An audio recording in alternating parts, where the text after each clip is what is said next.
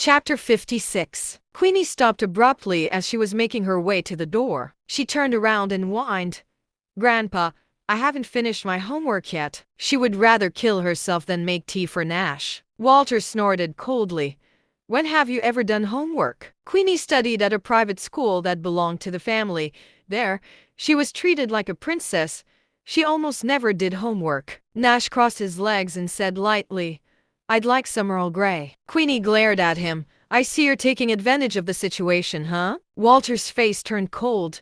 "Don't be rude." Her lips curled into a sneer, and she reluctantly brought out the tea leaves to make tea. When she opened the drawer, she found the laxative that Kai had used to teach his subordinates a lesson. Nash was sitting on the sofa and chatting with Brian when he suddenly heard Queenie giggling. He raised a brow, on high alert. Queenie soon came over with 2 cups of tea. She placed 1 cup in front of Nash before leaving the other in front of Brian. Immediately afterward, she turned around and made 2 more cups of tea, a cup for her grandfather and another for herself. She then sat obediently beside her grandfather and stared at Nash with clear eyes. "Dr. Calcraft, this is top-grade Earl Grey tea that the governor gave to my grandfather. You should try it quickly." Nash glanced at the steaming tea. "The tea is still very hot now. I'll let it cool a little before I drink it." He could already smell the laxatives from it. His cup had been drugged. Queenie was not in a hurry. She just leaned back on the sofa and played with her phone. Brian then received a call from his clinic. It seemed that he had also received an invitation from the Lees. Walter hummed thoughtfully. "It's no wonder people from the Northern Territory have appeared in Jauntford recently. They might be here to attend Old Lee's birthday banquet." "Who's that?" Nash asked curiously. Brian picked up his teacup and said after blowing the surface of his tea, "Drake Group used to belong to the Skies of Capitan. They then gave it to the Lees, and now they're the newly promoted first-class family in Jauntford." Seeing that Brian had not gotten to the point, Walter added, "Old Lee used to be the king of the Northern Territory armies and commanded thousands of troops." Nash pressed his hand on the coffee table. His inner energy surged, and his teacup was instantly swapped with Queenie's. All this happened in a fraction of a second. Even Walter, who had been looking at him, failed to notice it. Nash took a sip from his teacup and said with a smile, "Old Lee's birthday banquet sounds like a lively celebration." Walter nodded. "He's the father of the chairman of Drake Group and a retired army king. His connections go sky high. Those who attend the birthday banquet will all be individuals of great repute." When Queenie saw Nash drink the tea she had carefully brewed, a triumphant expression crossed her face. Brian whispered, "Grandmaster, you can come with me tomorrow." Nash waved his hand. "I have to decline. How can a bumpkin like me attend such a big shot's party?" "You're self-aware at least," Queenie said. Walter frowned and glared at her. Queenie stuck out her tongue playfully and took a few sips from her teacup. "Boss, the madam is awake." A nurse's voice suddenly sounded from the communicating device on the table. Chapter 57. Walter was ecstatic and ran to the elevator while Queenie followed closely behind. As soon as she entered the elevator, she frowned. The moment the elevator reached the 4th floor, Queenie ran out while clutching her stomach. Nash took a sip of his tea slowly and muttered, "The laxative works quite quickly." "Huh?" Brian thought he had been talking to him. Nash shook his head. "It's nothing. We should go." Brian smiled and replied, "You haven't received your consultation fee." "You're right. Let's wait a little more then." "Grandmaster, were those really parasitic bugs?" "Probably, but I'm not sure what kind they are." Nash studied holistic medicine and knew little of parasitic bugs. He would not have used surgery to remove those parasitic bugs otherwise. "Can't we find out what they are using medical equipment?" Brian asked again. "There are many types of parasitic bugs. There are regular parasitic bugs and abnormal parasitic bugs. The abnormal kinds have special abilities." Nash looked at the tray that had been placed on the other side of the coffee table.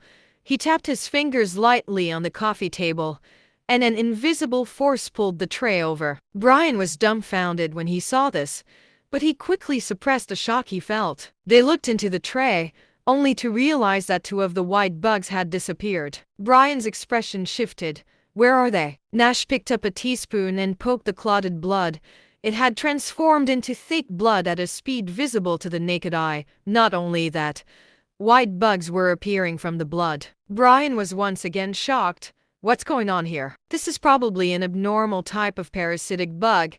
They have incredible camouflaging ability and can fuse themselves with blood. The reason why Mrs. Watson was unconscious was that these bugs secrete a large amount of anesthetic toxin, which anesthetized all the cells in her body. Nash narrowed his eyes suddenly after he said that and murmured, "Is this the longhorn?" His master had talked about this parasitic bug once before. The longhorn were either male or female, but both reproduced continuously. They fed on bacteria and fungi, which ensured that they would never die in the host body. They also put their host into a deep, eternal sleep while keeping them alive. The longhorn was obviously not used to harm people, as it could help one achieve immortality in a way. However, this kind of immortality was no different than death. Mrs. Watson was not terminally ill, so why did the perpetrator put her into an eternal sleep?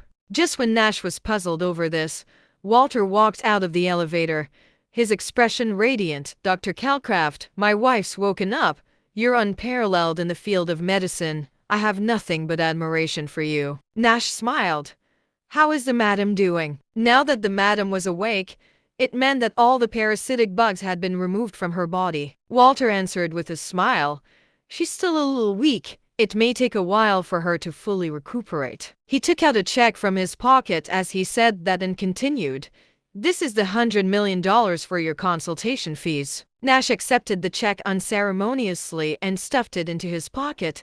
"Thank you, Mr. Watson." Walter laughed. "It's what you deserve, Dr. Calcraft." Nash looked down at the parasitic bugs in the tray and said, "These bugs have very high research value. I wonder if you'll give them to me as a gift." Walter's expression darkened. "These bugs left my wife unconscious for 3 years. I must destroy them." Saying that, he gave his housekeeper the order, "Take these bugs and burn them. Don't let a single one live."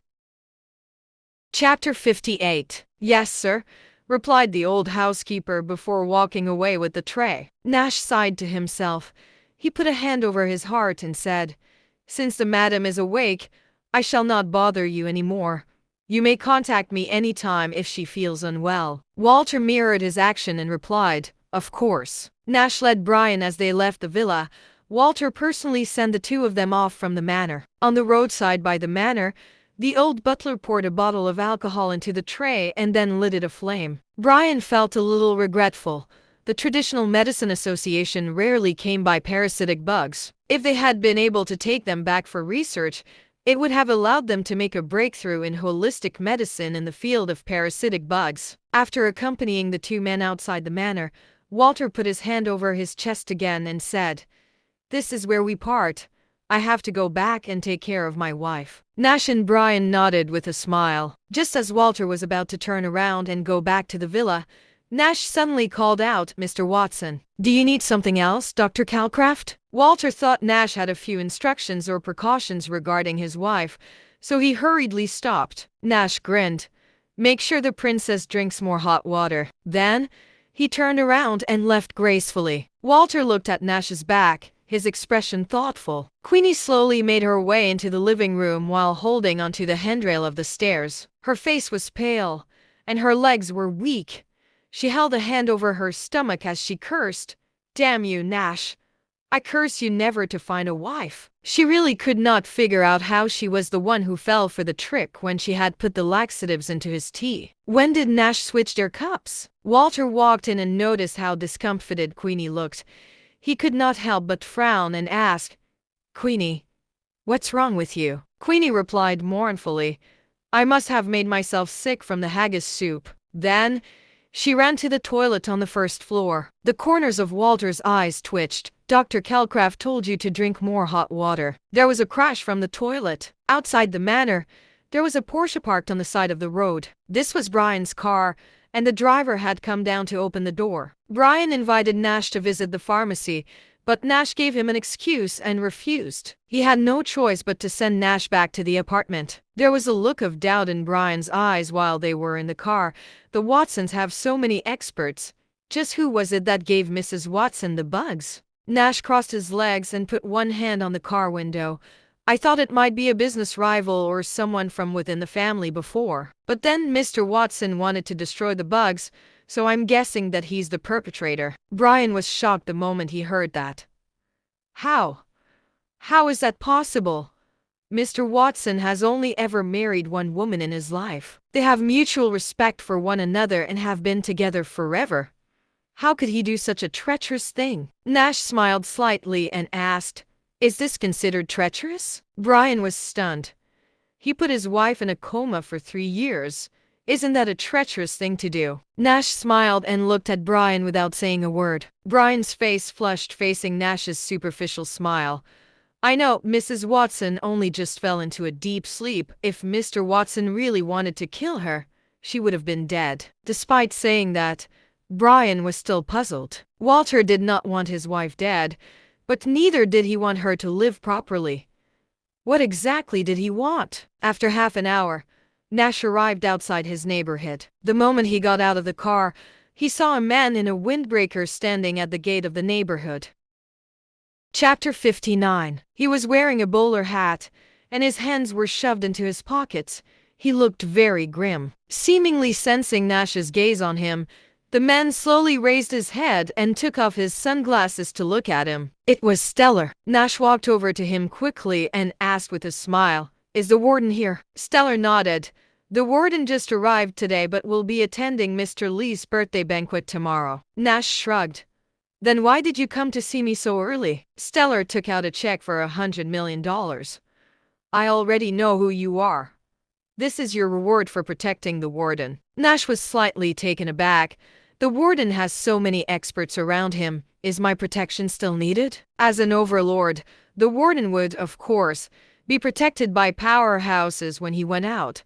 So why waste this money on him? Stellar replied in a deep voice, "We received information that someone from the Blood Fiend organization will try to assassinate the warden tomorrow." Blood Fiend organization? Nash's expression changed slightly. In the dark web, there was a more terrifying blood leaderboard apart from the assassin leaderboard. The assassin leaderboard was just a ranking leaderboard that recorded the strength of every professional killer. The blood leaderboard ranked the top 10 killers from the assassin leaderboard. In other words, the ones lowest on the blood leaderboard were those who would be part of the top 10 in the assassin leaderboard. The Blood Fiend organization was established by those on the blood leaderboard. This organization had struck fear into the world. They could even assassinate the head of a country as long as they were compensated enough. Seeing that Nash was in a daze, Stellar took out a cigarette from his pocket and put it to his mouth. He then took out a match to light the cigarette. "Are you scared?" he asked. Nash accepted the check from Stellar and replied, "That word doesn't exist in my dictionary." Stellar puffed out a smoke ring. "I'll pick you up at 6 tomorrow morning." After that, he turned and walked away toward the Rolls-Royce parked by the side of the road. This is not easy money. Nash shoved the check into his pocket and walked into the neighborhood slowly. When he arrived at the door of his apartment, he was about to open the door when he noticed something strange. There were new fingerprints on the fingerprint lock on the door. Ordinary people would miss details like this, but Nash was once a top killer. Nothing escaped his eyes. The fingerprints were slender, and he guessed that Hera was back. After entering the house, Nash lay directly on the bed and glanced behind the curtain from the corner of his eye. "Come out. Your feet are exposed." Hera opened the curtains and complained, "Can't you pretend you didn't know?" She sat at the computer table and slid the chair to the bed, chittering. "Nash, my grandpa has allowed you to work in our company." "Why did the old man suddenly change his mind?" Nash asked, surprised. She smiled coquettishly. "My parents talked to Grandpa for a long time before he agreed." He laughed dumbly. Now that Baroque was cooperating with Drake Group, Hera's family status and the old man's heart would naturally rise. Also, Mr. Lee sent 3 invitations to our family for his 80th birthday tomorrow. Hera took out an invitation card from her bag and waved it. "You can come with us tomorrow." The Lewis family was extremely excited to be invited by the Lees. Hera was no exception. The Lees were one of the top wealthiest families in Johnford, After all, she was also aware that the reason why the Lees invited their family to the banquet this time was entirely because Baroque and Drake Group had signed a partnership agreement. Nash put his hands on the back of his head and said helplessly, "But I have other things to do tomorrow." Hira said unhappily, "What's better than attending Mr. Lee's birthday banquet? Many important people will be there tomorrow. It'll be your honor if you're lucky enough to meet one or two of them." Chapter 60. No matter how much Hira tried to convince him, Nash remained indifferent. Hira was so angry that she rushed out the door, her eyes red. Nash sighed helplessly. Seeing that it was still early, he took his ID card with him to the bank to apply for a savings card. When he brought out his checks that amounted to 300 million to be deposited, a commotion occurred in the back. The president even came to the bank in his pajamas to receive Nash in person. By the time the transaction was settled, it was already night. Nash ate some fast food before returning to the villa, where he took out a blood-stained napkin from his pocket. He carefully opened the napkin, and inside were two motionless white bugs. These were the two longhorns that he had secretly hidden when he performed the surgery on Mrs. Watson. They were also the largest ones. One of them had feelers while the other had a single horn. Nash took out his push-button mobile phone, located a number, and then dialed it. "Oh, Nashy, did you call me 'cause you miss me?" A sweet, feminine voice came from the other end of the phone. The voice was light and melodious. If one did not concentrate enough, this voice would intoxicate them. "Cassie, do you know about the longhorn bug?" Nash cut straight to the chase and asked directly. The lady's name was Cassie Morkov, and she was the daughter of the leader of the Malefic tribe. They were experts at raising parasites. The tribe once suffered a catastrophe when one of the breeders failed at raising the parasites. Nash's master happened to have brought him along when they were traveling around the world at that time. They passed by the tribe and rescued the tribesmen. The leader valued Nash's potential and wanted to marry his daughter to Nash. It was not until his master revealed that Nash had a marriage contract that he was no longer entangled with the leader and his family. "The longhorns, you've come to the right person. My dad just recently taught me how to recognize a longhorn," Cassie chirped. Nash immediately asked, "How do you tell between the male and female longhorns? And how do you raise them?" Cassie explained without hesitation. "Longhorns are shaped like rice grains. The females have feelers while the males have a single horn. When the males court, a faint energy fluctuation is emitted from the single horn, which can attract a female thousands of kilometers away. Then they mate." Nash hurriedly interrupted Cassie. You just asked me how to raise them. The last time you saw Cassie was about 6 years ago, when she was only 11 years old. Now, she was only 17 years old. There was no need for her to study mating habits too deeply. Hee, still shy, huh, Nashy? Cassie laughed. Then she added, "The main source of food for longhorns is fungus and bacteria found in the blood. They're very adaptable and can be fed with any kind of blood. This ensures they never die." Cassie was puzzled after she said that. "Nashy, why are you asking this? Could it be that you have them?" "No, I'm just helping a friend of mine. It's all right now. Bye." Nash ended the call hastily after leaving that perfunctory statement. Longhorns had a very powerful effect. They could preserve the last breath of a dying person. If one was seriously injured and there was no medicine that could be used, one could potentially use a longhorn to put oneself into a state of suspended animation when one was down to one's last breath. Nash found an empty bottle in Hira's dressing cabinet, cleaned it, and put the pair of bugs in it. He then added 2 drops of his own blood. The bugs wriggled in the blood, and the blood bubbled up. To allow bacteria into the bottle, Nash pierced a few small holes in the cap. Finally, he put the bottle on top of the closet and then clapped his hands in satisfaction. At 6 in the morning the next day, the sky gradually brightened. Stellar rang the doorbell punctually. "Come in." Hearing Nash's voice from the room, Stellar pushed the door open and entered.